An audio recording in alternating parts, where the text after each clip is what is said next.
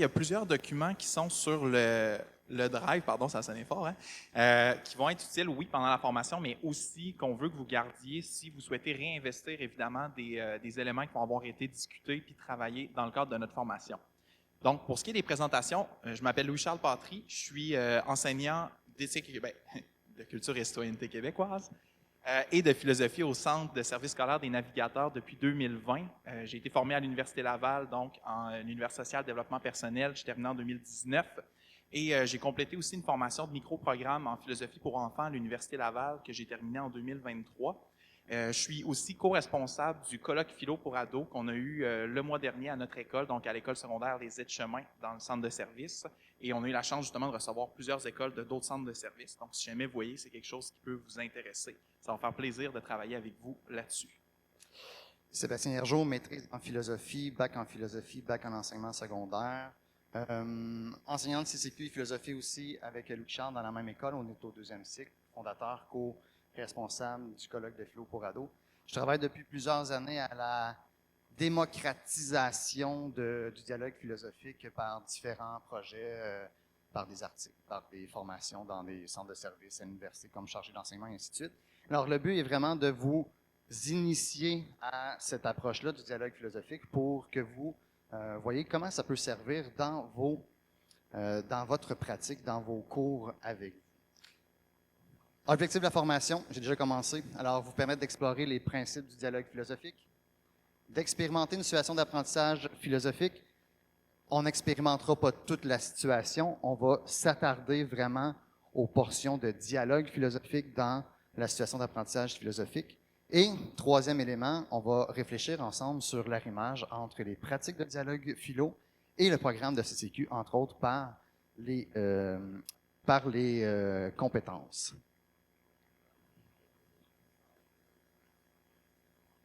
On va vous présenter rapidement à la fin de la situation d'apprentissage philo les pistes d'évaluation que nous, on utilise dans le cadre de la situation d'apprentissage qu'on a là.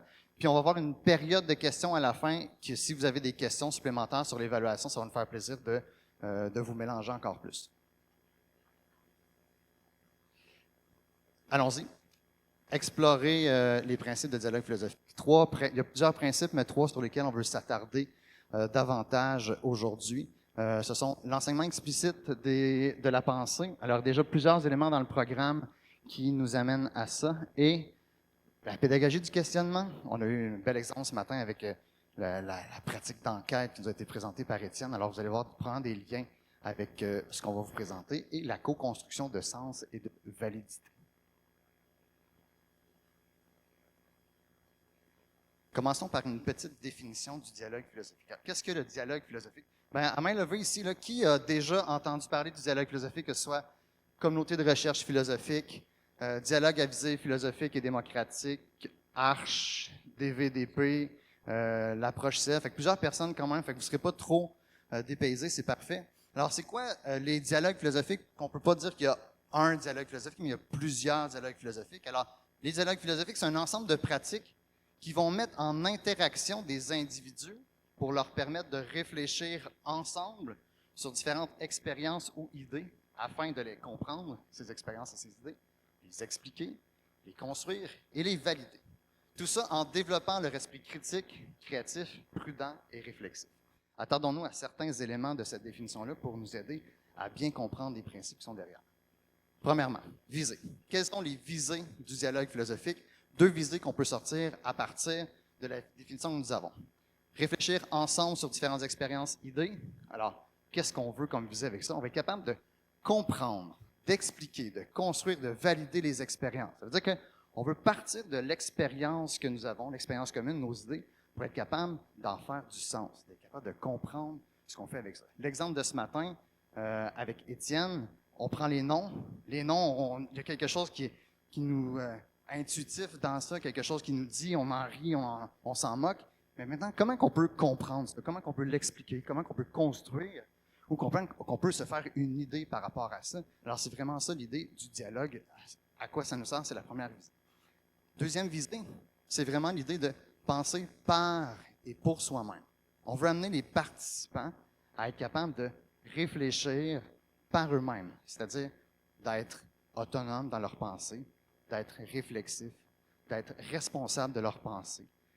C'est vraiment le but qu'on veut faire ça, et pour ça, il faut comprendre comment on est en train de penser pour réussir à arriver à cette visée-là. Alors, ce qui nous amène au principe, alors vraiment, développer leur esprit critique, leur esprit, pas ça qu'un pointeur, esprit critique, esprit créatif, prudent, réflexif, qui est dans le penser par soi-même. Alors, on va être capable de, oui, d'être critique, de remettre en question, de comprendre les critères, les contextes, mais aussi d'être créatif, trouver des solutions, trouver des moyens pour aller plus loin, d'être prudent, de ne pas avoir un jugement trop hâtif, de voir ce qui va motiver nos raisonnements, les biais qu'on peut avoir, et réflexif, de voir tout le processus de pensée dans lequel on est pour arriver à nos différents points de vue. Les principes sur lesquels se reposent les dialogues philosophiques, on en a 4. 3, mais 4 qui sont identifiés ici. Alors, première chose, co-construction. L'idée du dialogue, c'est qu'on n'est pas dans une transmission de contenu, on n'est pas dans une transmission d'informations, on est dans une co-construction aussi. C'est pour ça qu'on est vraiment dans des interactions entre les individus et un ensemble. Alors, l'idée d'avoir un tout dans ça, c'est pas un prof en dialectique avec un autre élève ou avec des élèves à tour de rôle. L'idée, c'est que tout le monde ensemble, on co-construit de façon plus ou moins égale. On part de ce qu'on connaît, on part de nos propres intuitions, de nos connaissances, de tout le bagage qu'on a pour être capable de s'aider à comprendre, je nous ramène à notre idée principale, comprendre, expliquer, construire, mais avec les autres. Parce que l'autre m'amène un exemple que je n'avais pas vu, oh, ça me permet de faire mon idée. Parce que l'autre me contredit, ça me permet de voir, oh, quelles sont les limites de ma pensée. Alors, co-construire ensemble. Cette co-construction-là ne se fait pas de n'importe quelle façon, elle se fait parce qu'on va réfléchir. Réflexion super importante. Réflexion qui se passe comment dans les dialogues va se passer par la recherche et le questionnement. 2 piliers super importants pour être capable de réfléchir.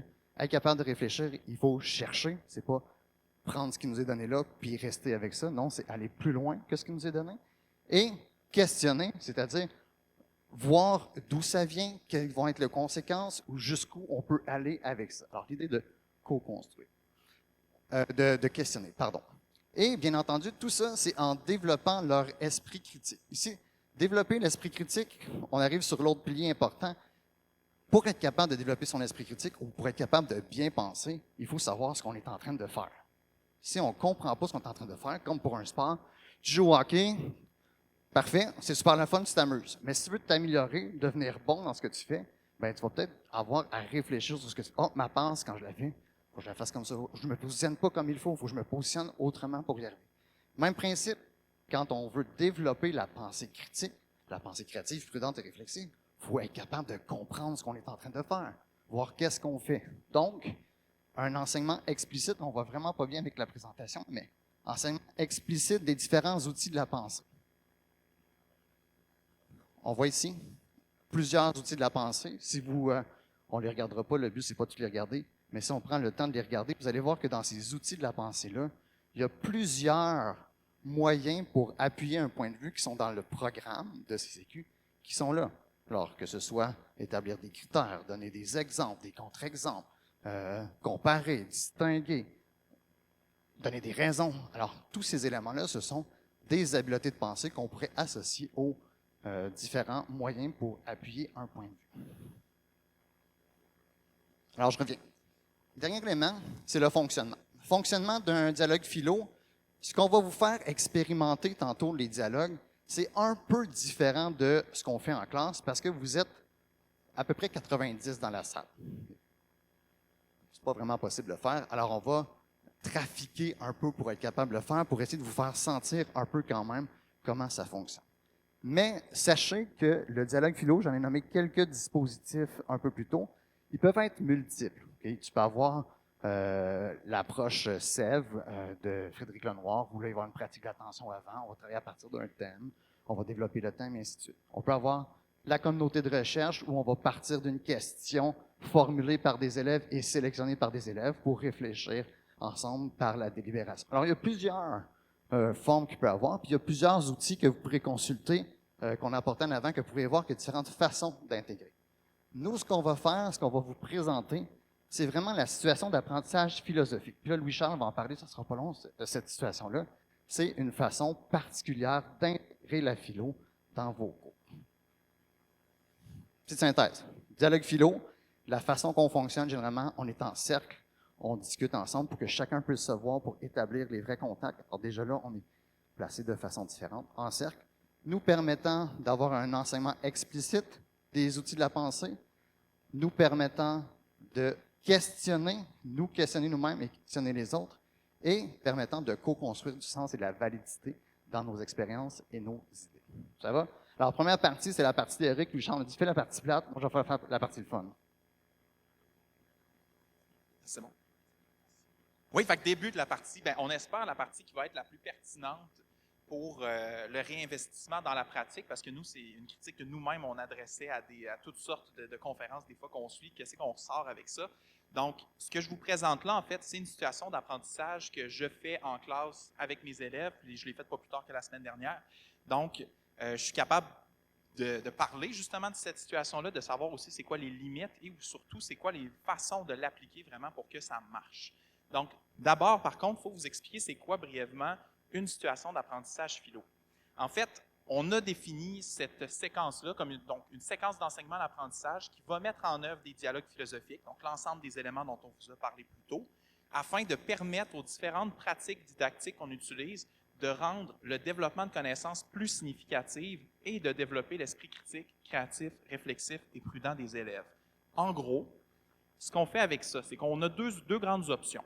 On peut carrément construire une situation d'apprentissage qui va mettre en œuvre des principes de dialogue philosophique. Celle que je vais vous présenter, c'est ce que j'ai fait.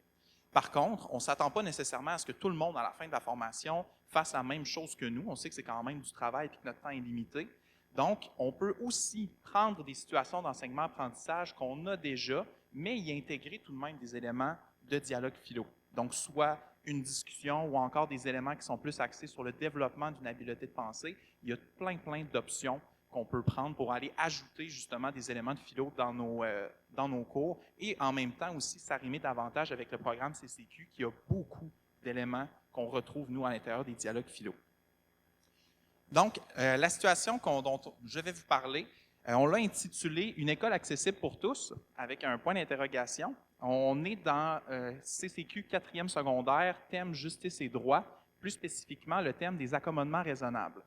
Donc, notre objectif avec ça, c'est de travailler justement différents enjeux ou différentes situations en lien avec la justice, oui, mais en même temps de parler des règles et de l'ensemble des lois qui existent au Québec en lien avec les accommodements raisonnables. Donc, par quoi on commence? Ça, c'est carrément le document que j'ai préparé pour mes élèves et qu'eux vont voir en classe. Donc, les objectifs, c'est, oui, de définir c'est quoi les accommodements raisonnables, mais dans notre cas, en lien avec les dialogues philo, c'est surtout d'élaborer ensemble des critères d'accommodement raisonnable. Donc, l'habileté de pensée qu'on travaille plus, c'est établir des critères, mais on va le faire en co-construction avec les élèves. Et dans le cadre du travail qu'ils vont avoir à faire par la suite, ils vont devoir mobiliser ces critères-là pour répondre à une question de recherche. Et évaluer différentes situations d'accommodement. Avec vous, on va en faire une qui va nous permettre justement d'élaborer des critères ensemble. On commence avec une question, donc, à quoi ressemblerait un monde dans lequel tous les individus seraient égaux? Donc, c'est vraiment la première valeur à partir de laquelle on part, l'égalité, pour savoir un peu c'est quoi les conceptions initiales des élèves. Habituellement, les réponses qu'on me ressort, c'est plutôt, on ressemblerait à un modèle communiste. Là, on a des élèves un petit peu plus politisés qui vont répondre à ça. Sinon, il y en a qui vont dire, égal comment? Fait que là, OK. Fait que là, ça amène souvent des sous-questions du type, est-ce qu'il y a différents types d'égalité? Est-ce que c'est une égalité totale? OK, ça ressemblerait à quoi ça? Puis ensuite, à partir des différentes conceptions de l'égalité et des différentes réponses des élèves, on peut demander, est-ce que ça serait souhaitable d'être dans un monde comme ça? Habituellement, les réponses qui vont sortir vont être assez négatives.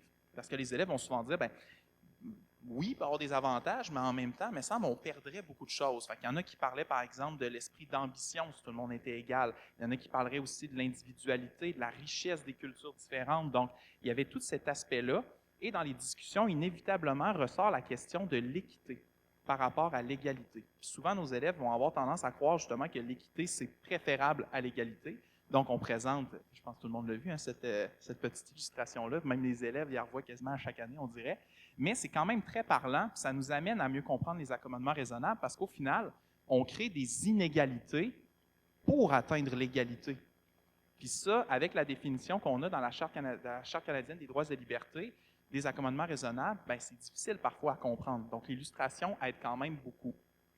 Et là, on regarde des situations dans lesquelles ça serait peut-être préférable d'être équitable plutôt que égal. Puis moi, je pars toujours de la classe ou de l'école dans laquelle je suis. Donc, je vais souvent sortir des exemples de mesures adaptatives pour les élèves. Ce sont des mesures d'équité. Ou encore, à notre école, nous, on a une bibliothécaire qui est marraine de chien Mira. Mais pourquoi elle a le droit d'apporter son chien en classe ou dans l'école, puis que moi, je n'aurais pas le droit? Donc ça amène les élèves justement à comprendre le sens de besoin qu'il y a derrière les accommodements. Même titre pour les impôts, qu'on sait donc que le premier palier est non imposé, mais que plus on gagne d'argent, plus on va être imposé à un taux élevé, et d'autres exemples. Rendu là, ce qui est intéressant, c'est que si vous reprenez cette situation-là, puis on vous le suggère, vous pouvez prendre n'importe quel exemple qui correspond au milieu dans lequel vous êtes. Ça, celle-là, c'est des exemples qui s'adressaient bien aux élèves avec qui j'interviens, mais ça pourrait être tout à fait autre chose. Donc, ça nous amène à c'est quoi un accommodement raisonnable? Moi, je suis allé vraiment avec une définition qui est la suivante. Donc, l'obligation de considérer des mesures en faveur de certaines personnes qui présentent des besoins particuliers. Ces mesures, si elles sont jugées raisonnables, doivent permettre aux individus de profiter de l'exercice d'un droit en toute égalité avec le reste de la population. Et c'est là-dessus vraiment qu'on va axer, c'est-à-dire l'exercice du droit. Parce qu'on a souvent le droit, mais on n'est pas capable de l'exercer. Et c'est là que la mesure d'accommodement est nécessaire, c'est pour permettre à la personne d'exercer son droit en toute égalité. Pourquoi est-ce que c'est important d'accommoder ces personnes? Bien, il y a des gens qui vont nommer qui s'appuient sur des repères plus moraux, mais on est capable de s'appuyer évidemment sur la Charte canadienne des droits et libertés. Donc, je lis carrément le premier article de la Charte avec les élèves. Je ne vous le lirai pas au complet pour là, mais vous l'avez. Et ensuite, la grande question, comment on fait pour savoir qu'est-ce qui est raisonnable comme demande ou non? Avec l'exemple de l'équité et de l'égalité, c'est très facile parce qu'on voit très bien comment on fait pour voir ou non la partie de baseball. Mais lorsque vient le temps de déterminer qui va payer plus cher d'impôts ou qui a le droit de ci ou de ça, qui a le droit, par exemple, d'avoir le tiers du temps dans les examens, puis quand est-ce qu'on l'enlève aussi à certains élèves, des fois ça l'arrive, mais c'est là qu'on a besoin de critères. Fait que c'est à partir de ça que je vais introduire justement l'habileté de penser à établir des critères.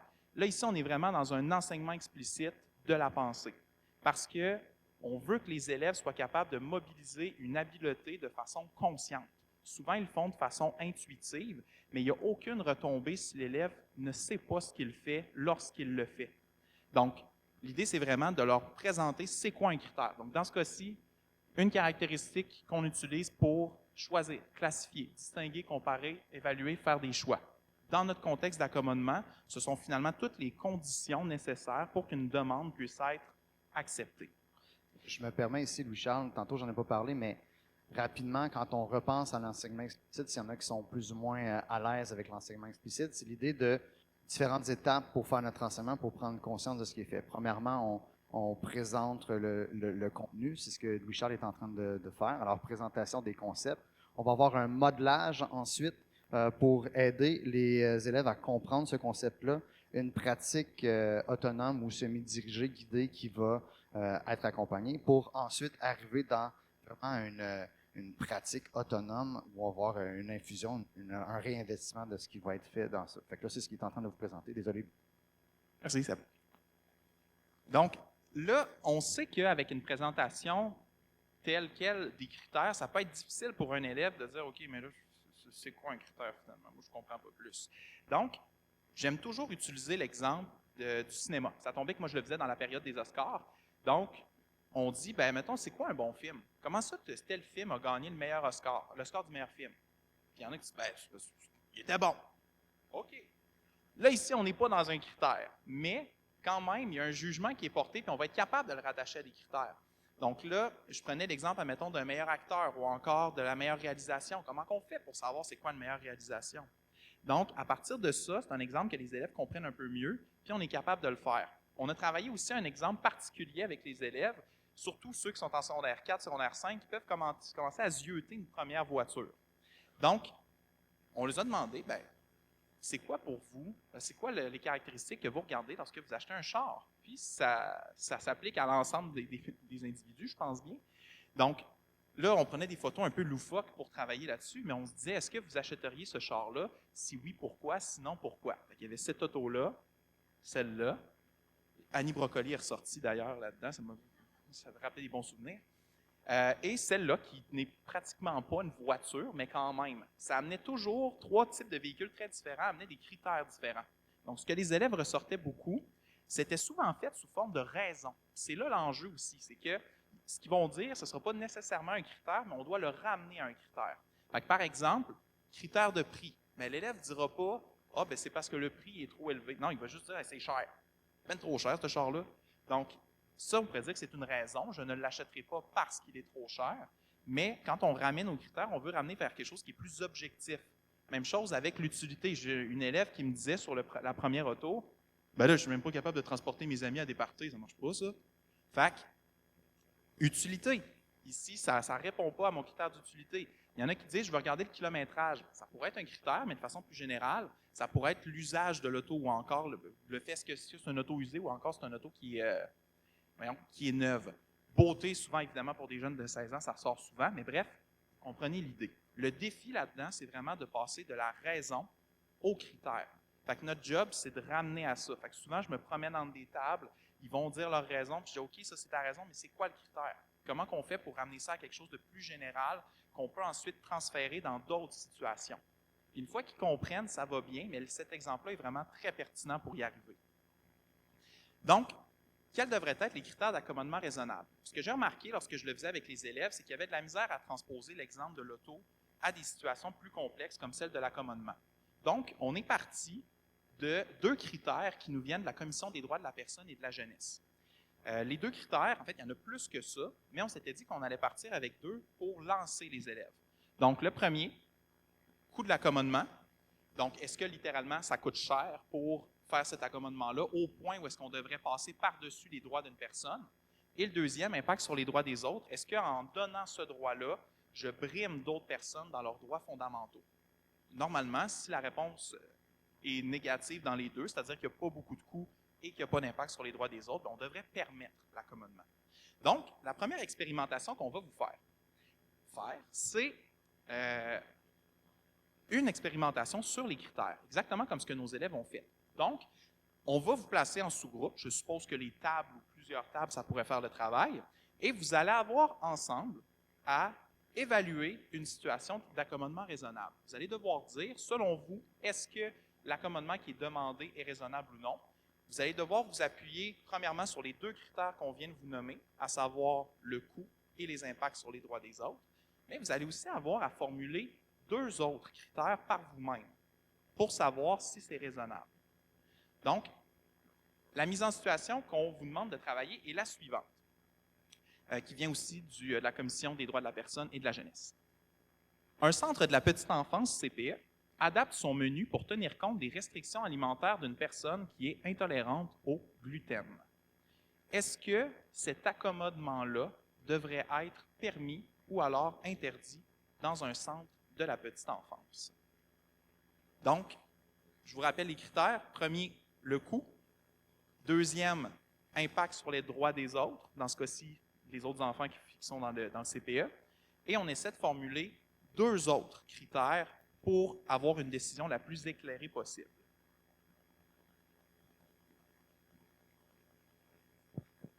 On vous laisse 5-6 minutes pour en discuter entre vous. Alors, est-ce que c'est acceptable, raisonnable et est-ce qu'on peut trouver 2 autres critères? 5-6 minutes, ensuite on va revenir en plénière pour en discuter un peu.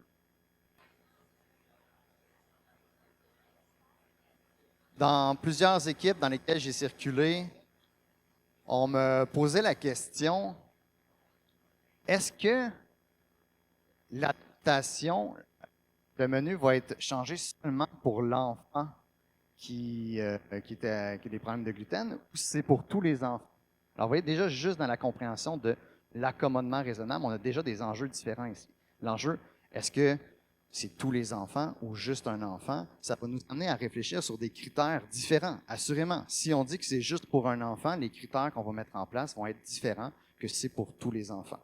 Tous les enfants, on va parler peut-être d'inclusion, de voir qu'est-ce qu'on fait, de variété. Alors que si on est pour un seul enfant, ben, de différence avec les autres, de liberté de choix et ainsi de suite pour tout ça. Petit retour ensemble. Alors, petit retour ensemble. Quels sont les critères qui sont ressortis? Pardon, je suis avec mon micro. Quels sont les critères qui sont ressortis dans vos équipes? On prend un 2-3 minutes. Oui?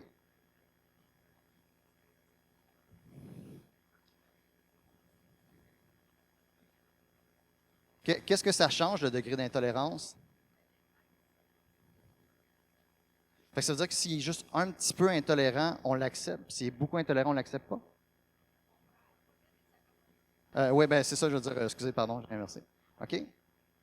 Fait que même si ça lui pique sur la langue, on dit, ben on continue à ce que ça te pique sur la langue. Vous voyez que les critères, on les questionne, on les questionne. Oui?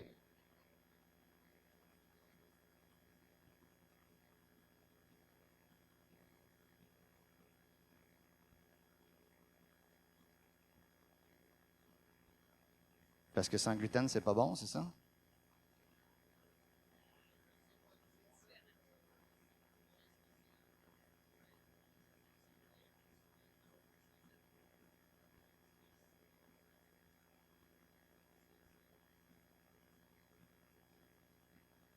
Alors, deux choses. À qui appartient la responsabilité et le goût? Peut-être que la responsabilité appartient aux parents. Peut-être que dans la décision, voir la responsabilité comme critère pourrait apparaître dans nos décisions qui seraient différentes. Oui? La cuisinière qui va devoir faire deux menus pour l'achat et ainsi de suite de tout ce qu'il va en faire. Alors, oui, ici, excusez.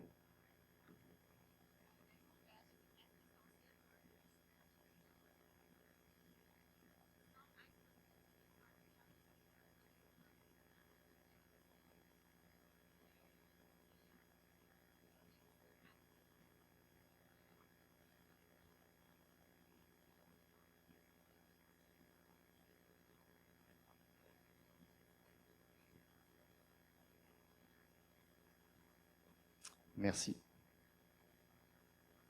Donc, avec ça, nous, ce qu'on fait, c'est qu'on prend toutes les réponses des élèves. Moi, je les écris au tableau. Puis ensuite, ben, on choisit lesquels on garde en vue de la suite du travail. Donc, parfois, comme vous l'avez dit, il y a peut-être des critères qui peuvent être regroupés ensemble. Et moi, je lui disais, par exemple, de ne pas en garder plus que 6. Des fois, il y en avait un petit peu moins plus, mais il y en a qui sont capables de se rendre jusque-là. Oui?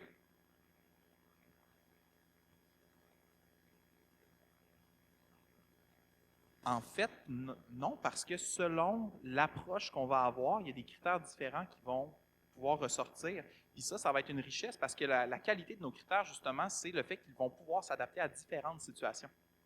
Fait qu'il y a des réponses intéressantes qui viennent des deux. Oui?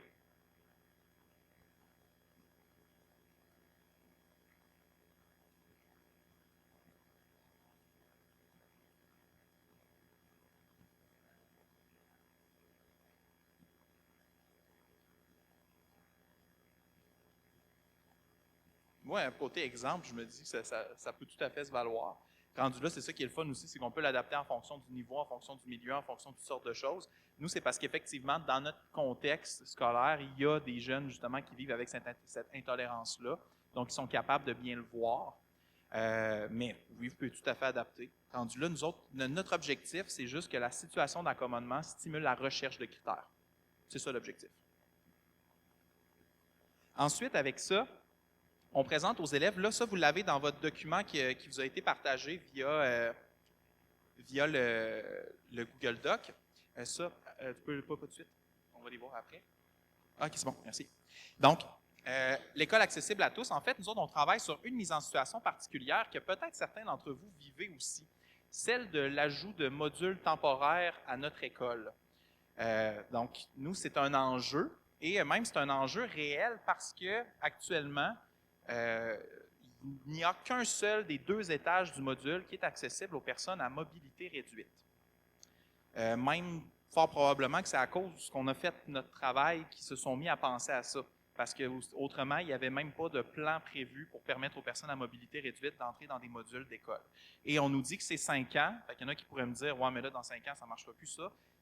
Je pense que ça va être un petit peu plus long que 5 ans. Mais bon, on verra bien. Donc, ce qu'on vise avec ça, il y a, oui, des objectifs qui viennent des deux compétences, notamment en ce qui a trait à la recherche documentaire pour le cadre légal qui entoure justement l'accès aux services publics, aux lieux publics, et aussi la réflexion éthique, donc de savoir si on devrait carrément être obligé de permettre d'avoir des installations pour les gens à mobilité réduite, même dans des modules temporaires d'école. Donc, ça, comme je vous disais, si vous voulez suivre avec moi, vous l'avez dans le document en ligne. Malheureusement, ça, je ne peux pas l'afficher à l'instant, mais je vais aller me le ressortir pour vous accompagner aussi. Bien, ils sont techniquement, ceux qui l'ont sur ordinateur pourraient l'avoir, mais effectivement, sinon, il va falloir le suivre à un autre moment. Donc, en gros, dans le déroulement qu'on suggérait, les 2 premières périodes sont avec la présentation PowerPoint que je vous ai présentée. Puis je l'ai faite, puis vraiment, les 2 périodes, c'est amplement suffisant. Même auprès de groupes, des fois, qui ne sont peut-être pas habitués de travailler en grand groupe ou à participer en grand groupe, le travail en sous-groupe fonctionne généralement très bien. Et comme a dit Madame, on peut travailler avec toutes sortes de mises en situation aussi pour aller alimenter l'intérêt des élèves. Donc, ensuite, on travaille avec ce qu'on appelle une étude de cas. Et l'étude de cas commence pour nous avec un dialogue philosophique sur notre question de recherche. La question, c'est est-ce que les centres de services devraient être obligés de mettre des infrastructures pour les personnes à mobilité réduite dans les modules temporaires? Je vais la mettre ici. Donc, c'est sûr que la question est quand même relativement longue. On espère qu'elle soit toujours affichée pour que les élèves puissent la voir, mais en même temps, on fait une présentation aussi de la situation de l'école, puis nous, dans notre contexte, bien, ils voient le module. Là. Il va être prêt dans les prochains mois, selon ce qu'on nous dit. Donc, ils sont au fait quand même de cette situation-là. Fait que si ce n'est pas nécessairement votre réalité, vous pourriez l'adapter avec autre chose ou parler de cette réalité-là que d'autres milieux vivent, mais nous, on présuppose quand même que les élèves connaissent déjà un peu ça. Et pour vous faire travailler justement cette question-là, on va vous faire vivre en fait un dialogue philo. Donc, on vous a dit que dans les pratiques de dialogue philosophique, il y avait un moment de dialogue.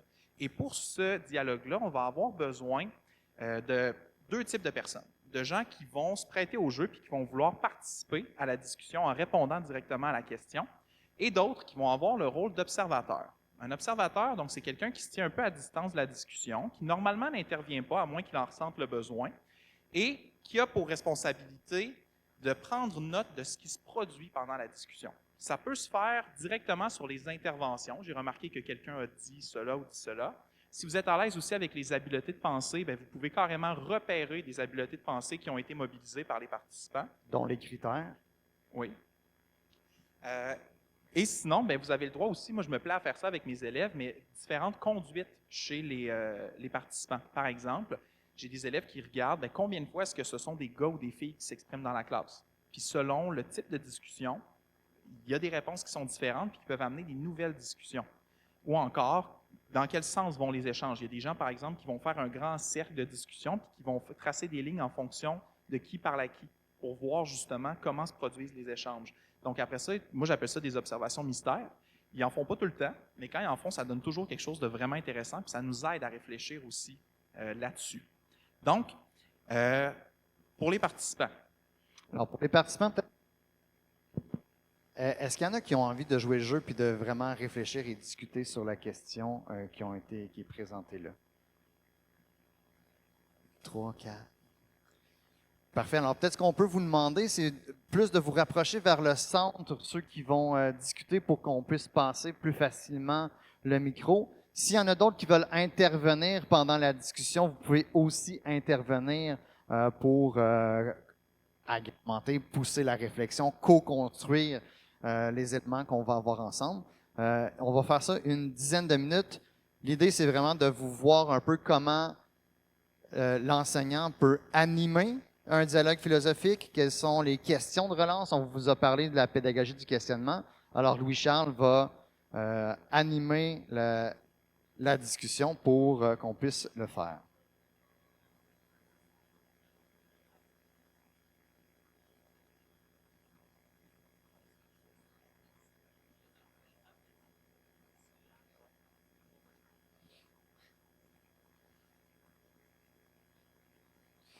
Alors, pour pour vous aider, ceux qui sont observateurs aussi en même temps, on vous a dit que les dialogues philosophiques, un des principes, c'est la pédagogie du questionnement. Alors, l'idée avec ça, c'est vraiment d'amener les participants, les élèves, à réfléchir, se questionner.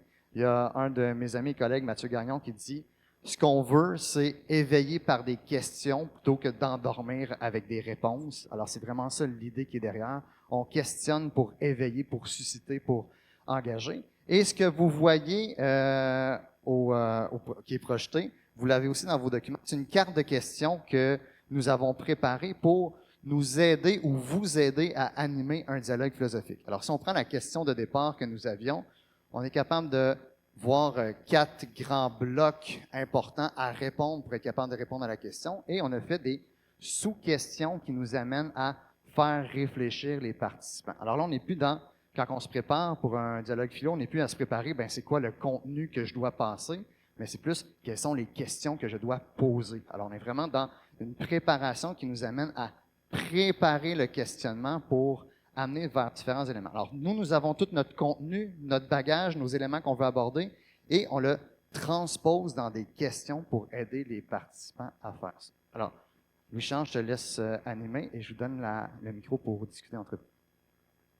J'en profite en même temps pour dire que c'est un outil, comme n'importe quel outil qui est dans une boîte à outils, on peut ou ne pas l'utiliser si on juge que c'est nécessaire ou non. Donc moi, c'est fort probable que je diverge un peu du plan, mais le plan est toujours là si jamais je vois, par exemple, que la discussion semble tomber à plat avec un groupe d'élèves, par exemple. Donc, on a la question, le centre de service scolaire devrait-il être obligé de mettre en place des infrastructures adaptées pour les personnes à mobilité réduite? Est-ce que quelqu'un aurait une hypothèse à proposer sur cette question-là? Oui? Rapidement, je dirais que ça devrait être obligatoire en premier plan parce que déjà à la base, dans la société, c'est déjà obligatoire. Dans les commerces, c'est obligatoire de mettre des accès, que ce soit adapté. Donc, pourquoi est-ce que l'école... Excuse-moi, je te coupe.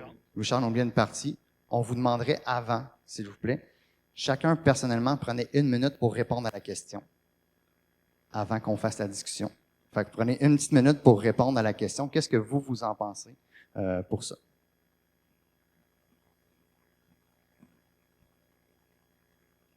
Je suis en train de penser. Donc, ça fait pas mal 1 minute.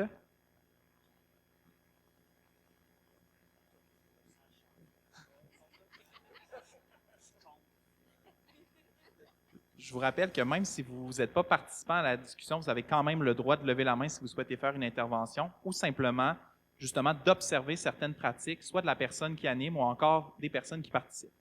Donc, toujours une réponse? Oui, là, je suis contre là, complètement. J'ai changé d'idée après 1 minute.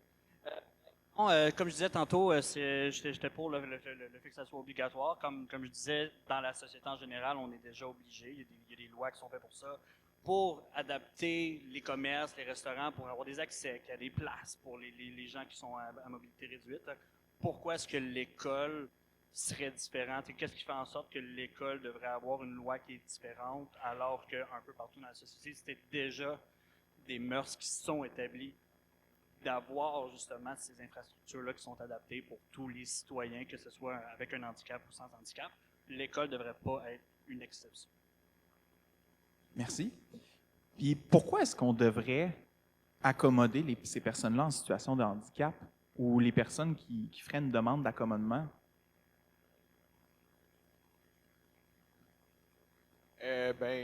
Ça, c'est dans mes raisons pourquoi je suis en faveur là, que ça soit obligatoire. C'est entre autres à cause du devoir de socialisation que l'école.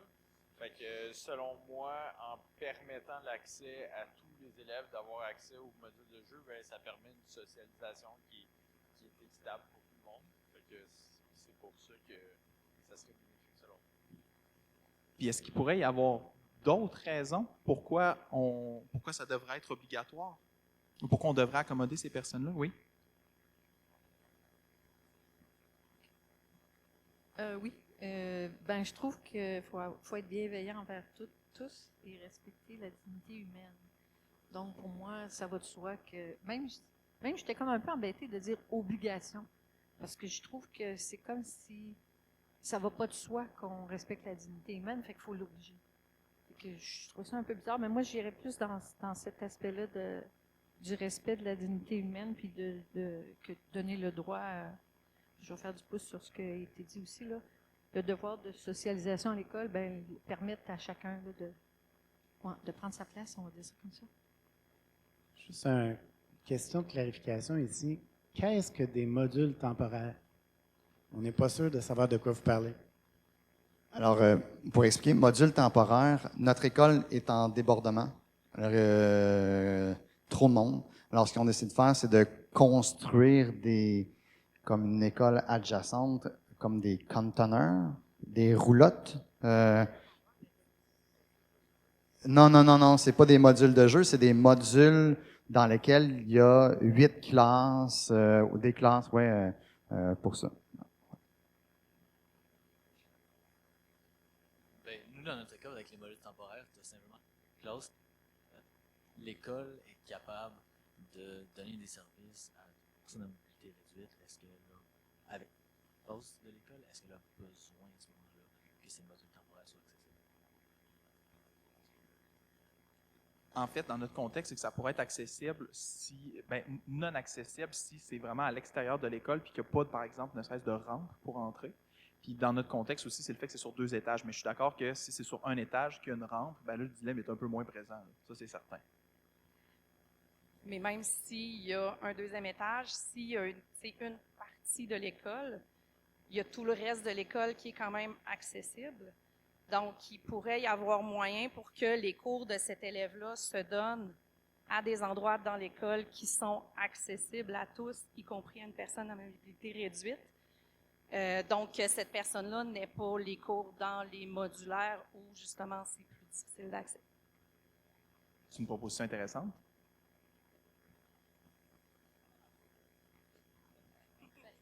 Je vais vous parler de dos. Moi, je sais pas pourquoi, là, mais le rapport parent me turn on. Puis, dans le rapport... fin! Puis dans le rapport parent, c'est tellement un beau texte parce que ça parle de l'accessibilité universelle de l'éducation. Puis des élèves EHDA là-dedans, puis que toutes les écoles doivent être adaptées, puis qu'il y ait l'accessibilité de tous les élèves EHDA à l'intérieur de ça. Puis je ne crois pas qu'il faut commencer à avoir une pensée de « Ah ben là, on va les mettre dans des classes accessibles » parce qu'on le sait comment ça fonctionne, l'administration scolaire, c'est super compliqué. Peut-être que ça va faire en sorte que ces élèves-là auront peut-être moins de choix de cours à cause de ça, parce que les groupes complexes font en sorte que « Ah ben non, tu voulais ton cours d'histoire du 20e siècle, mais ils te donnent dans une classe modulaire, puis on ne peut pas modifier ça. » Vous savez c'est quoi des techniciens d'administration. Fait mon Dieu, excuse-moi pour le 10. Fait si on y va encore plus loin, et là, j'espère que c'est pas comme une pente glissante, c'est comme si on se disait, ben, ayons une école où il y a des infrastructures pour les EHDA. Parce que donc, tous les autres élèves pourront aller dans les autres écoles, puis au moins, il y aura une école pour, ben ça enlève, encore une fois, le choix. Fait que ce soit un module ou une section de l'école où ces élèves-là n'y auront pas accès, ou que ce soit pour des écoles en général, je pense qu'il faut juste que tout soit accessible à tout le monde. Un peu faire de pouce là-dessus, ça vient confronter l'idée aussi qu'un élève à mobilité réduite, il y en a qui c'est une condition de vie qui sont nés comme ça va être toute leur vie, puis il y en a que ça va être temporaire. Moi, j'ai été à mobilité réduite, je me suis en chaise roulante, en béquille, puis tout ça, puis j'ai pu continuer à travailler parce que dans mon école, il y avait des accès qui me permettaient, ma classe était au 3e étage, fait qu'il fallait que je prenne l'ascenseur, mais sans ascenseur, je ne pouvais plus travailler. Fait que, tu sais, si on a un élève qu'on le dit, on le met dans une autre classe, mais que finalement, cet élève blesse et devient un élève à mobilité réduite, il ne faut pas qu'il perde ses accès. Donc là, il y aurait deux choses. La première, je pense que si tu pouvais, je ne sais pas ton nom, Eliane, si tu pouvais associer ça, ton intervention, à une valeur, ça serait quoi?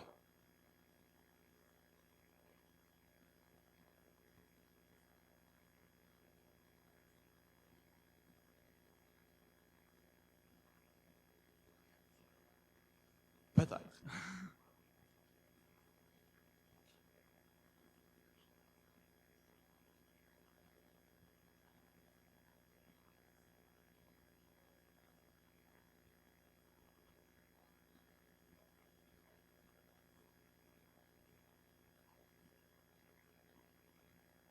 Parce que si j'ai bien compris ton intervention, c'est que les personnes à mobilité réduite devraient avoir accès, devraient avoir l'exercice de leurs droits, mais de façon égale aux autres. Et ça ne serait pas égal si, par exemple, il y avait une école réservée pour eux et qu'il n'y avait pas accès aux autres écoles.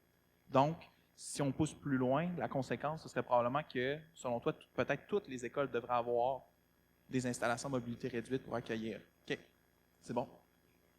Puis, deuxième chose aussi, pour les personnes, justement, des fois, on semble l'oublier parce qu'on pense, moi, j'ai pas de personnes à mobilité réduite dans mon école, mais effectivement, peut-être qu'il y a des gens qui sont en situation temporaire et qui pourraient aussi en avoir de besoin. Donc, il y a d'autres de ces enjeux-là qui ressortent aussi. Oui? J'ai un son de cloche un peu différent. C'est pas l'école qui n'est pas accessible, c'est un étage. C'est pas l'étage au complet, c'est un étage de 8 classes ou de 3 classes. C'est quand même pas l'école au complet, c'est une petite section de l'école. Pour être dans une école qui a des modulaires depuis 2 ans qui ne sont pas accessibles, ça se fait un changement d'horaire en début d'année pour s'assurer que l'élève puisse avoir accès à tous ses cours, même à ses options. C'est possible d'adapter pour ne pas pénaliser l'élève. Puis c'est le groupe au complet qui est déplacé à un endroit où lui, il peut être. Mais tu sais, on fait ça avant que la rentrée commence, donc les élèves ne le savent pas, ils ne s'en rendent pas compte. Et c'est pas une école au complet, c'est une section. Donc, peut-être que, si je comprends bien, oui, il pourrait le faire, mais ce n'est pas nécessaire que tous les endroits accessibles de l'école le soient pour les personnes à mobilité réduite. Oui? Mais ici, je ferai une analogie. Il y a 2 ans, j'ai eu un étudiant malvoyant. C'était la première fois à l'école, donc il a adopté toute l'école, puis ils ont mis des bandes de fléchissantes un peu partout. Puis l'école, aussitôt que la clope sonnait entre toutes ses cours, il joguait jusqu'au terrain de basket. Puis c'est là qu'il a passé l'été comme hiver. Tout ça. Alors, il a adapté toute l'école, mais lui, il voulait juste être sur le terrain de basket. Alors, il n'a pas visité le reste de l'école. Est-ce que tu considères dans ce cas-là que cet accommodement-là n'était pas raisonnable parce qu'on a adapté toute l'école pour l'élève? Non, je considère qu'on n'a jamais parlé à l'élève, qu'on n'a jamais demandé qu'est-ce que tu veux que soit accessible pour toi. Okay. Alors, on a appliqué des principes, mais on n'a pas demandé à Cédric, genre, qu'est-ce qui t'intéresse? Tu vas aller où dans l'école? OK. Puis ça, on aurait dû le faire, si je comprends bien. Oui, on a dépersonnalisé notre accommodement. Mais est-ce que l'accommodement ici serait vraiment de l'ajout d'une infrastructure? Est-ce que c'est ça l'accommodement raisonnable ici ou pas l'accommodement de la personne, comme un peu je vois dans la même veine que madame ici, là, déplacer l'élève peut-être, accommoder son horaire, accommoder les locaux. Moi, à mon école, on a une élève en cours d'année tombant en chaise roulante, puis c'était pas possible de l'accommoder pour aller à son cours au 3e étage. Donc l'accommodement, c'était de déplacer son cours. Ça a été ça l'accommodement le plus raisonnable qu'on a trouvé. Merci. Oui. Ben, si je peux réagir à ton commentaire, d'une certaine manière, c'est sûr que l'école, en étant une institution, a un devoir de proposer des options aussi à l'élève qui ne connaît pas peut-être les options qui s'offrent à lui.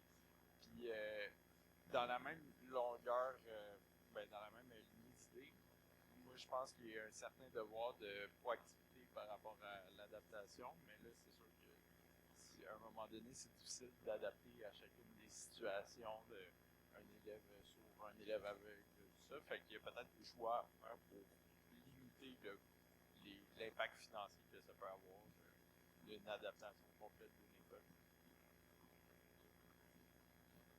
Merci. Fait que c'est vrai que si on vient à nos critères, justement, ça peut nous aider à éclaircir notre réflexion de dire, justement, est-ce que cet accommodement-là, par exemple, d'avoir fait toute l'école adaptée pour la personne malvoyante, est-ce que c'était nécessaire, puis est-ce que finalement ça ne va pas coûter trop cher par rapport aux besoins de l'élève? Oui. Moi, c'était par rapport, on avait soulevé le critère, dans le fond, de la logistique, dans le fond, de combien ça prendrait de ressources pour arriver à un accommodement raisonnable. Puis si la possibilité aussi de le faire. Là. Donc, je trouve que ce que Madame propose, par exemple, pour que ce soit juste un étage, puis que toutes ces courses soient au premier étage, je pense qu'au niveau logistique, c'est un peu problématique dans la mesure où ça peut arriver en cours d'année, ça peut arriver, c'est pas quelque chose qu'on sait souvent. Donc, je trouve ça problématique au niveau de la logistique. Je pense que la valeur aussi, ça serait l'universalisme, c'est que tout le monde puisse avoir accès partout, puisse faire valoir leur liberté de choix. Oui, cet élève-là, il n'a pas besoin d'aller en haut, mais il ne pourrait pas y aller. Merci beaucoup. Ça va déjà faire le tour de notre petit dialogue. Oui, Seb? Je pose une question. Il y a plein de choses qui sont amenées, mais je veux juste ramener votre attention sur... C'est des modules qui sont temporaires. On n'a pas parlé, mais installer, là, si on avait eu plus de temps, on serait allé plus loin, là, mais installer un monte-charge dans des modules temporaires qui vont être là 5 ans, ça coûte autour de 70 000 $. Si on prend le premier critère qu'on vous a dit tantôt, est-ce que ça change votre perception de la situation? Si on prend le critère du coût, est-ce que ça changerait votre perception? J'ai l'impression que depuis tantôt, on voit l'accommodement raisonnable comme quelque chose qui vient justement être réducteur, par exemple, au niveau du prix et tout ça, mais on peut voir rarement l'impact que ça peut avoir sur l'ensemble du groupe à la finalité. Par exemple, nous, on avait des modulaires temporaires, même si on sait que c'est jamais vrai, là, que finalement, on a mis un monte-charge dedans pour accommoder un élève qui était à mobilité réduite. Au final, tous les profs sont contents parce qu'on a des chariots, par exemple, de portables que là, on peut trimballer partout dans l'école et on n'a pas à venir changer notre planification, par exemple, parce qu'on se retrouve dans un local qu'on n'aurait pas eu accès. Pas juste parce qu'on a un élève qui est vraiment important à prendre en considération, mais aussi pour pouvoir faire toutes nos possibilités pédagogiques. Merci. Alors, c'est vrai que je vous arrête là. On continuera à la pause tantôt. On débordera sur l'autre atelier d'après, si vous voulez. Ça ne me dérange pas. On vous a posé la question au début. Qu'est-ce que vous pensez? Êtes-vous d'accord au fait de mettre en place des accommodements? Revenez sur votre réponse que vous étiez donnée. Est-ce que ça a changé? Est-ce que votre réponse est encore dans la continuité? Qu'est-ce qui a fait que c'est encore la même chose ou que ça a changé par rapport à ce que on vient de discuter? Alors, prenez un 30 secondes pour regarder, puis on fait un petit retour ensemble.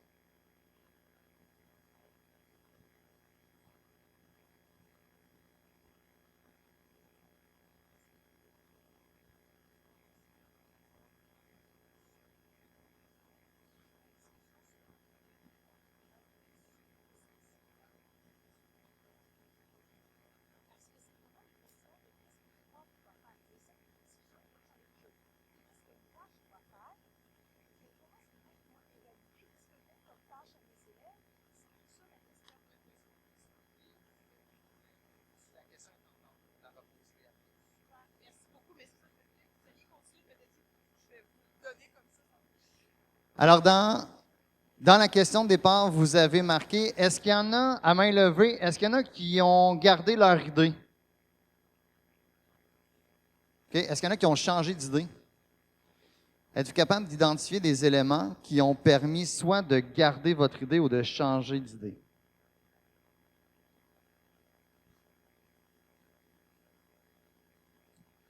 Moi, au début, j'étais contre. Et au final, j'ai fini par être pour, entre autres à cause du critère du coût.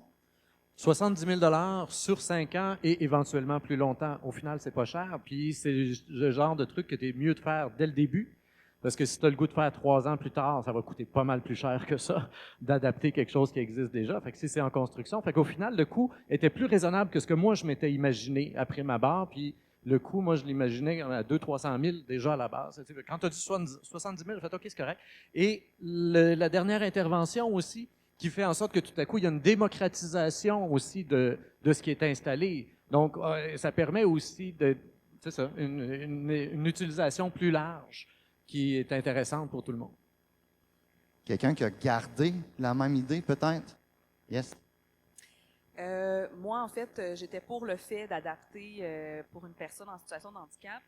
Ce qui fait que j'ai gardé mon idée, en fait, c'était surtout sur la nature de l'accommodement. Donc, est-ce que accommoder, ça voulait dire automatiquement mettre des rampes accessibles ou ça veut dire changer le local de place? Donc, dans les deux cas, on est dans l'accommodement. Donc, comme il y a plus qu'une possibilité, je pense que oui, c'est possible, à moindre coût, de faire un accommodement pour la personne en question. Merci. Alors, vous voyez des questions que Louis-Charles a posées sont dans ça, des commentaires que certaines personnes ont apportés. On aurait pu aller chercher par des questions comme ça. Exemple, Est-ce qu'il y a d'autres moyens que d'avoir des ascenseurs pour faire des accommodements? Ça fait un lien avec ce que vous dites, alors qu'on peut aller chercher, mieux comprendre la situation pour tout ça. Une fois que le dialogue philo est fait, on présente aux élèves le travail qu'ils vont y avoir à faire. Donc, nous autres, en gros, ce sur quoi on mise vraiment là, en termes de travail, bien, pédagogie du questionnement, vous l'avez vu beaucoup avec les questions qu'on posait sur l'égalité, les questions sur les critères, les questions sur la raisonnabilité. On a aussi justement le dialogue philo avec un réseau de questions qui va amener d'autres éléments. Puis ce qui est le fun dans notre cas, c'est que ça a amené des réponses, des éléments de réponse sur plein de réalités. Donc, j'ai un module, j'ai pas de module, j'ai vécu ci, j'ai vécu ça. Donc, ça ajoute vraiment une belle richesse aux échanges. Enseignement explicite de la pensée, on l'a fait avec l'habileté à établir puis à évaluer des critères.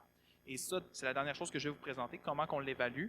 Et co-construction de sens et de validité. Donc, on élabore les critères ensemble. À la fin d'une période, on choisit avec les élèves c'est quoi les critères à partir desquels ils vont travailler pour répondre à la question.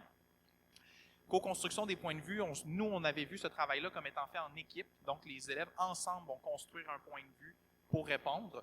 Et réinvestissement dans une situation concrète. Donc, ben, c'est ça qu'on fait. Là. Il y avait une partie donc, qui était plus en préparation. Puis, dans la séquence qu'on a prévue, ben, ils vont avoir à faire une lettre d'opinion qui s'adresserait à la direction de leur école pour savoir si on devrait ou non mettre des infrastructures pour faciliter l'intégration des personnes à mobilité réduite. Donc, en termes d'évaluation, nous, ce qu'on regarde, c'est dans le texte, carrément, est-ce que le texte est fait de façon pertinente et cohérente? Est-ce que le texte mobilise adéquatement les critères et des repères qui ont été vus en classe? Et à quel point, justement, il y a un élément philo qui est présent dans leur production parce que ça a été enseigné, justement, comme ça pour tous les élèves. Quand on a fait ce travail-là, et on a fait faire la lettre, nous, la lettre était adressée à la direction d'école. Ils n'ont pas trouvé ça drôle. Mais en même temps, on les a pratiqués à l'exercice citoyen de prendre position dans une situation concrète en lien avec ce que c'est fait. Et malheureusement, il n'y a toujours pas d'adaptation qui ont été faites, à part qu'il y a moins de locaux en haut qu'en bas. Si je continue, je reviens. On a fait une présentation très rapide de ce qui est fait. Louis-Charles a parlé de la production finale. Puis là, dans ça, vous regarderez dans le document qu'on vous a laissé, il y a plusieurs étapes qui vont chercher plusieurs éléments des compétences au-delà des dialogues philo. Je veux juste qu'on refasse un petit retour pour voir quel lien avec ce qu'on vient de faire que vous voyez entre le dialogue philosophique, c'est-à-dire toute la démarche de explicitation, de co-construction, de questionnement. Comment on peut aller chercher les compétences et les composantes des compétences pour notre programme? Alors, on va vraiment être dans l'échange ici. Alors, si on prend la première compétence, étudier des réalités culturelles, circonscrire l'objet d'étude, analyser les relations sociales, évaluer les savoirs, exposer une compréhension enrichie. Avez-vous l'impression, dans ce qu'on a fait, les deux courtes expérimentations, on était capable d'aller chercher des éléments dans ça? Si oui, quoi, comment?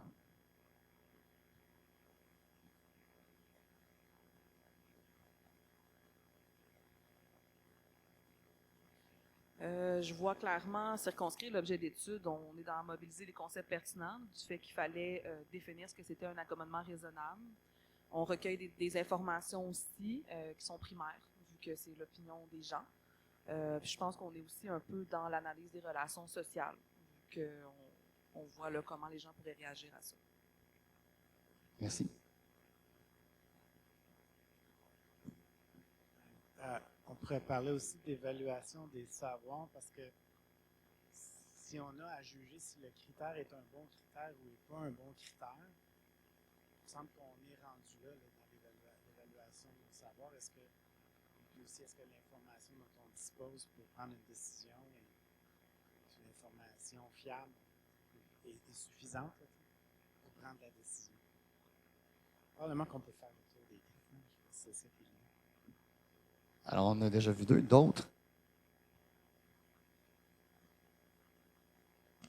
Quand tu as dit tenir compte de la compréhension, en fait, quand tu nous as demandé est-ce que votre compréhension initiale ou est-ce que votre réponse initiale a changé en lien avec la discussion qui a eu lieu, puis si oui, qu'est-ce qui est resté pareil ou qu'est-ce qui a changé, je trouve que là, on est dans une compréhension enrichie là, de ce qui était à l'étude. Merci. Moi, je pense que c'est juste de la C2.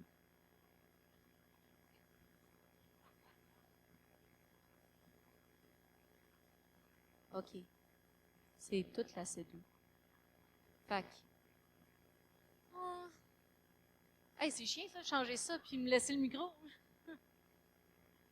Bon, c'est sûr que le point de vue initial, bon, dialoguer, je pense qu'on est pas mal dans tout ça. Ça n'a pas nécessairement été tout explicitement fait. Mobiliser les moyens pour appuyer les idées, ça c'était sûr. Là. Juste le fait qu'on ait pris l'habileté de penser, de faire des critères, je pense que ça servait à ça. Examiner une diversité de points de vue, c'est plus l'animateur qui l'a fait que nous, c'est-à-dire que j'ai pas eu à demander à mes coéquipiers, genre, c'était quoi leurs différents points de vue, c'était quoi les repères qui étaient basés là-dessus. Je l'ai fait surtout sur le mien. Fait qu'on était dans élaborer un point de vue. Non. On a fait autre chose.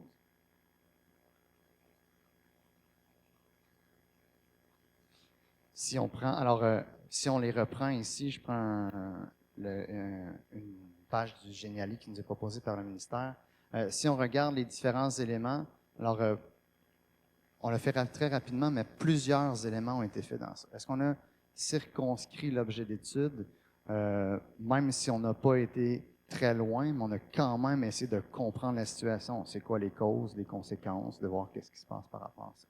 Évaluer les savoirs, effectivement, est-ce que c'est un bon critère, c'est un mauvais critère? Est-ce que les informations, puis là, on ne l'a pas vu dans la suite, mais on demande aux élèves de, avant d'écrire leur lettre, de faire une recherche avec une bibliographie commentée.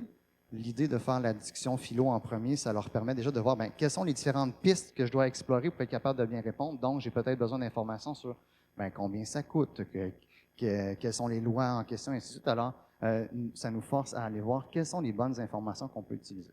Analyse des relations sociales, on l'a parlé tantôt, exposer une compréhension enrichie aussi. Dégager la dimension éthique. D'emblée, on avait des idées qui se contredisaient. On a parlé de la dignité, on a parlé de l'accessibilité. Déjà, on était dans la dimension éthique. Examiner différents points de vue. Certains pourraient dire que non, peut-être qu'on les a pas. Et l'animateur le fait beaucoup, mais on a quand même évalué, examiné, ben pourquoi, sur quoi ça se base, c'est quoi la valeur qui est derrière, qu'est-ce qui nous amène à penser ça. Alors, on a quand même évalué. Oups, j'ai changé. Dialoguer, on était dedans, entre autres, avec les moyens qu'on utilisait, et élaborer un point de vue, parce qu'à la fin, on arrive justement à ça. L'intérêt, c'est que dans la façon de faire le dialogue philosophique, on n'est pas dans un processus linéaire pour faire ces différentes composantes-là. On est toujours dans un processus itératif. Alors, on va à un, on revient à l'autre, on va à l'autre, et ainsi de suite.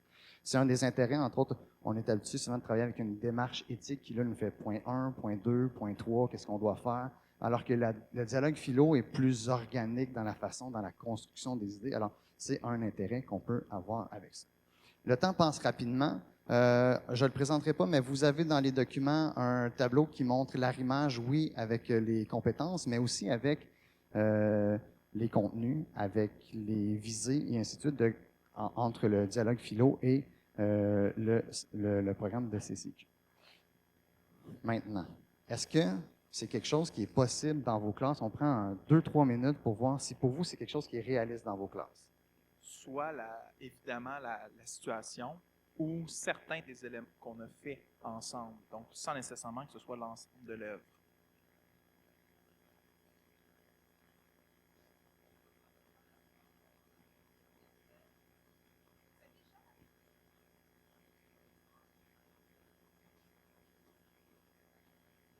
Je réponds là-dedans. Je peux laisser d'autres répondre aussi, là, parce que je le vis aussi, c'est pour ça.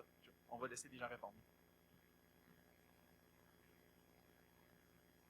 Merci. En fait, nous, on a une note pour la classe. Quand on fait des cercles philo, c'est tout le monde est collectivement responsable.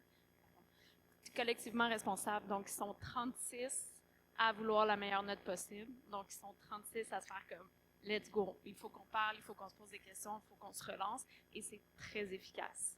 Très, très efficace. Ben, peut-être, Richard peut peut-être aller nous rapidement parce que le temps avance, mais il y a plusieurs façons. Là, on l'a vu en grand groupe, mais une façon super simple. Moi, j'aime bien être ne pas être que dans le cognitif, mais être dans le corps aussi ou dans la médiation avec des choses. Choses faciles qui peuvent être faites. Ils ont 3 cartons devant eux, vert, jaune, rouge. Ils font juste lever le carton, puis ils vont juste faire ça. Tu as des places dans la classe. Moi, je fais ça, ça marche de temps en temps quand je vois que j'ai un groupe qui est un peu apathique. D'accord, pas d'accord, je sais pas, puis je change d'idée. Alors, ils se déplacent pour ça. Fait que tu as juste à poser des questions, puis ils prennent position sans parler, sans... Puis éventuellement, oh, tu as changé de position, Kevin? Pourquoi tu as changé de position, Kevin? Alors, tu peux lui demander la question et voir qu'est-ce qui est là, aller l'interpeller de façon plus facile. Alors, il y a plein de choses. Richard, tu as d'autres trucs aussi? Oui, j'ai aussi des groupes dans lesquels tu entends les grillons, tu entends tout. Là, c'est très lourd. Puis ce que je me suis rendu compte, c'est que les élèves, c'est pas qu'ils veulent pas nécessairement participer, mais ils veulent pas le faire en grand groupe, surtout pas.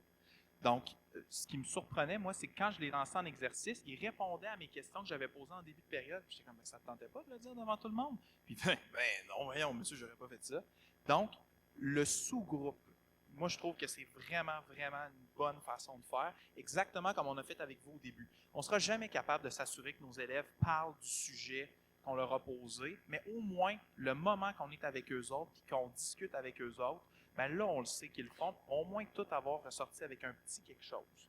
Mais c'est vrai que c'est un bon défi. Puis le sous-groupe, entre autres, on peut prendre la carte de questionnement, puis les élèves l'ont en carte de questionnement. Puis on leur demande, moi j'aime ça faire sur une grosse feuille 11-17, puis là, ils doivent marquer des réponses sur ça. Puis après ça, tu prends ta feuille d'une petite équipe, tu me donnes à l'autre équipe qui doivent compléter après. Alors, il y a des moyens qu'on peut prendre pour susciter le dialogue à travers tout ça. Dans vos classes, est-ce que c'est possible, au-delà de la participation?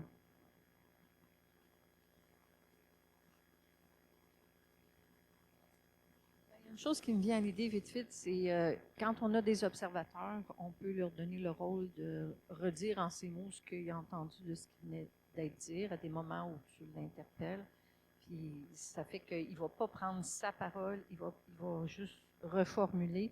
Ce qui fait qu'à un moment donné, juste le fait de prendre la parole va peut-être au fil du temps vouloir prendre sa parole. Merci. Dernier commentaire, ensuite on passe aux périodes de questions s'il y a des questions.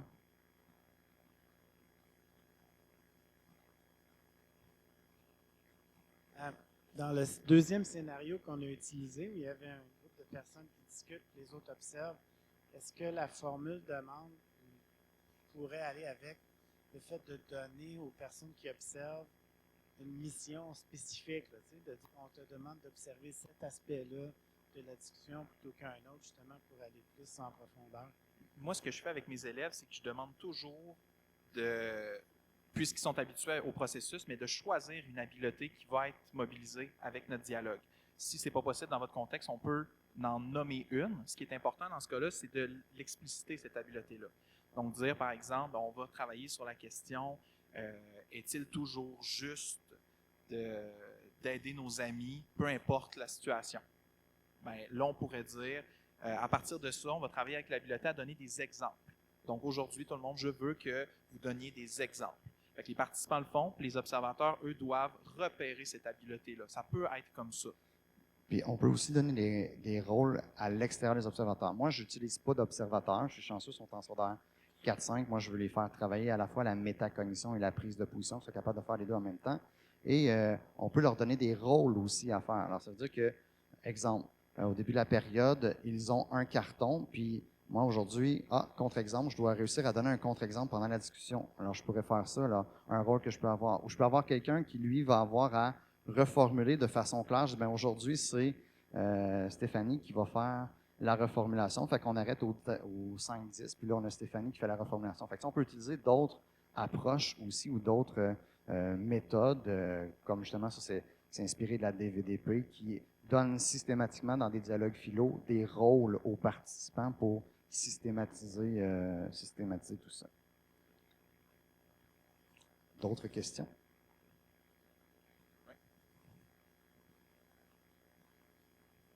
Et question Terre pour revenir sur la participation. Moi, j'ai des classes qui ne parlaient pas, puis j'ai des classes où ça débordait, puis c'était quasiment la guerre, ça voulait se taper dessus. Il fallait calmer le jeu. Là. Ça devenait trop intense. Puis j'ai utilisé ces formes de pas numérique qui est que les élèves s'inscrivent et, dans le fond, tu mets une question de départ, on répond, ça apparaît en direct, puis on peut être anonyme. Avec l'élève, tu peux dire les noms des élèves apparaissent, ou moi je suis pingouin bleu, puis là je réponds mon opinion, puis là éléphant vert me répond, ça me dit que je peux aller répliquer, je suis d'accord, je suis pas d'accord avec toi. Puis on peut afficher ça, puis ça se fait en direct. Fait que ça garde le climat un peu silencieux dans la classe, mais tout le monde s'ostine sur la question, se répond, on se parle, puis on voit ça en direct, puis l'enseignant peut commenter, puis demander des corrections. Fait que moi, c'est un outil que j'utilise beaucoup là, quand justement je prends une classe que ça les gêne trop de parler, ben là, de façon anonyme, j'ai accès à un peu la vraie pensée de l'élève là, qui n'ose pas trop.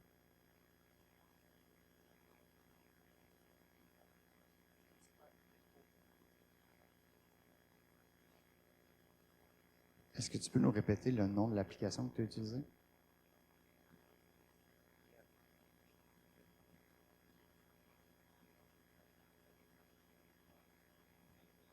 K-I-A-L-O. Parce que c'est vrai que deux enjeux qu'il y a avec les dialogues philo, c'est un, ben justement la participation, parce qu'il y a plusieurs personnes qui, en contexte de classe, ben, veulent pas nécessairement s'impliquer, mais ça ne veut pas nécessairement dire qu'ils ne réfléchissent pas. Donc oui, il y a l'oral, mais il faut penser aussi qu'il peut y avoir l'écrit. Donc moi, ça, je l'utilise beaucoup aussi, c'est qu'après chaque dialogue philo, les élèves peuvent faire un retour, donc une réponse écrite sur un dialogue. On en fait plusieurs pendant l'étape, fait que moi, je dis j'en ramasse un. Ils peuvent en faire plusieurs, mais j'en ramasse juste un à la fin de l'étape. Puis même s'ils n'ont pas participé oralement, bien, ils peuvent quand même me montrer qu'ils ont compris justement les éléments pertinents de la question puis développer leurs compétences. Puis ça peut être un texte, mais ça peut être des activités très simples. On peut avoir un réseau de concepts. On a travaillé les critères. OK, sur votre feuille, donnez-moi un critère que vous considérez qui est un bon critère pour l'accommodement raisonnable, puis un critère qui est un mauvais critère, puis expliquez-moi pourquoi c'est des bons, des mauvais critères. Alors, on est capable d'aller voir si on comprend, ainsi de suite. Un diagramme de veine, il y a plein de choses qu'on peut utiliser pour les faire travailler. Je reviens, alors notre objectif aujourd'hui, c'était de vous permettre de mieux connaître les fondements des principes de dialogue philosophique, de vous permettre d'intégrer certains éléments de situation de dialogue philosophique dans le cadre de votre pratique, et bien entendu de voir l'arrimage possible à travers tout ça. Alors, on vous remercie de votre participation. On a essayé de s'adapter. Au début, on pensait qu'on était une quarantaine, mais on était surpris un peu par la grandeur. Mais merci de votre participation et de votre implication dans ça. Merci.